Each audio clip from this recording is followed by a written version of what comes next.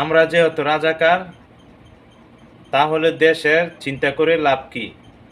আমরা ব্যাংকের মাধ্যমে রেমিটেন্স পাঠাবো না, আমরা অন্য ওয়ে খুঁজে নিব। আর আমরা কখনো ব্যাংকে টাকা পাঠাবো না।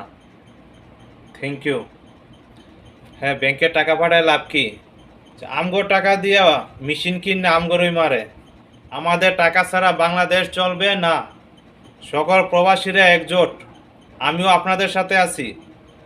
টাকা পাঠাবো না, 5-6 মাস টাকা পাঠাবো না, দেখমু বাংলাদেশ কোথায় যায়। আমরা রাজাকার না, আমরা রাজাকার, আমরা দেশের চাকা ঘুরাই, আমরা রাজাকার।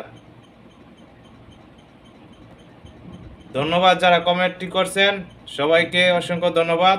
ইনশাল্লাহ আপনারা যে মতে আছেন, আমিও আপনাদের সাথে আছি ইনশাল্লাহ।